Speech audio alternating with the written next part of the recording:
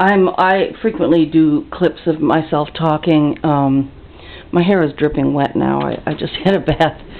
And I'm in the front of my building, and I'm really getting tired of putting clips up of those old buildings across the street, which are going to be torn down soon. See the crane? There's continues to be a huge amount of construction going on around here. This is all new. This is some sort of residential complex going in. Really wild. Some of it is commercial around here. Saint-Denis has a section called La Plaine Saint-Denis, which was the world's first industrial zone. And believe me, is it toxic. And it was enormously helped with the creation of the Paris-Brest Railway. I think that was in 1852, which brought workers from Brittany to Paris for the factories here. And the La Plaine was selectively but heavily bombed during the 2 world wars. I say selectively because there were collaborators and interests at hand. And that's why Saint-Denis has a big history of Breton connection. It's almost all gone since I've moved here, nearly 20 years ago. You know, these people didn't even speak French. You know, they spoke Breton. French wasn't even required to be taught in Brittany's public schools until 1936. That was literally a separate country. France used to be a lot of different separate countries. So I have to try to make this quick for your benefit, and also my spouse is going to come back from the hypermarket shortly. I just had a phone call from one of our nosy rural neighbors out in Brittany, France. Her name is Marie-Noël. She's very elderly, very lively. She worked as a laundress her whole life. She worked in an industrial laundry, and she retired out there with her husband years ago. And I haven't seen them for like, I don't know, 5 years or more. There's the crane spinning around there. And as I've told you before, here in France, we have a habit of giving each other a phone call and sending a card and sending a gift in January. It's never done for Christmas here. It's kind of nice because you have the whole month of January to do it and to respond. And so she gave me a phone call. My husband was still here, and he heard me speaking in French to somebody on the phone, and he doesn't like to hear me speak French. In fact, I'm basically forbidden to speak French. He wants to keep me in a little bubble of English only and a little ghettoized existence.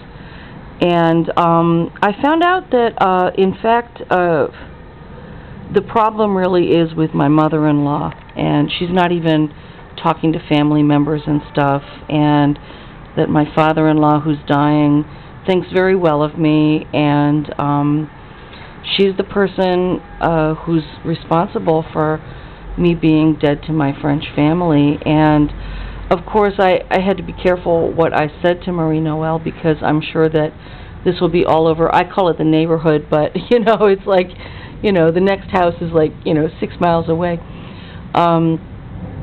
But you know, gossip gets around there like wildfire, and it persists for absolute generations.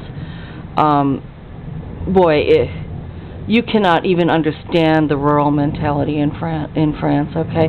I'm not saying it's bad, but myself as an American, I just have often felt as though I'm dealing with extraterrestrials out here, or people from the Dark Ages or something, you know? And so I planted a few seeds with her, and let her know that, you know, my husband is abusive, and I think that my evil mother-in-law is a victim of my father-in-law, who's dying now of cancer. Marie-Noël had cancer recently, and it's very interesting because apparently they misdiagnosed her. They told her she had something wrong in her stomach, and then it turned out to be the lungs. And basically, she got better pretty much on her own, and I said to her, well, that's kind of how it was for me when I had liver cancer in 2008. You know, they wrote me off, and you know, people are either going to die from that or else using some basic things. I like the neat method, the cold water method. You know, they will either recuperate on their own or they will die. And you know, these treatments are really toxic, and this is a business. And she understood that, and in fact, she had been instructed to take some radiation therapy or something, and she actually got a doctor to stand up for her, and she was kind of saying, oh, and he was a black guy too, you know. That was amazing. The French can be so xenophobic and so racist. But she was happy because he picked up the phone right in front of her and called and said, you know, she's not coming for her last 2 mandatory treatments. They'll just make her sick. You know, she's asymptomatic now. Forget it. At the very least, it would be a huge waste of money. Well, I hope this makes sense. You know, it's early in the day, and I don't know what I plan on doing today. I have a huge amount of papers I have to file, and I do cook every day and try to get the housework done. I did a bunch of vacuuming yesterday. I was cursing aloud because my back was killing me. I have scoliosis. It's really hard for me to do things like that. So I was like cursing and dusting and pulling the vacuum cleaner around, and my husband could hear me. I don't think it was very pleasant for him, but you know, he started to come in to offer to help me, I think, and I just said, no, it's okay, I'm doing this, I'm just in a lot of pain. You know, I'm off of all pain medications now. So, you know, when I feel it, I feel it. I really recommend cold water as a treatment for pain, for anxiety, for sleep disorders, for a lot of things. You know, you may need more. I sleep attached to a ventilator. I have severe sleep apnea. I'm sure I'd be dead by now if I didn't have that. I didn't have the problem until I took a polio vaccine when I was 5 years old, but that's another story. So that's my dirt. This is pretty scattered. It's just my random thoughts. Thanks for putting up with me. Be well, everybody. Let me know what you think. And if you've got any business for me, please send it my way. Anything that's legal, I do.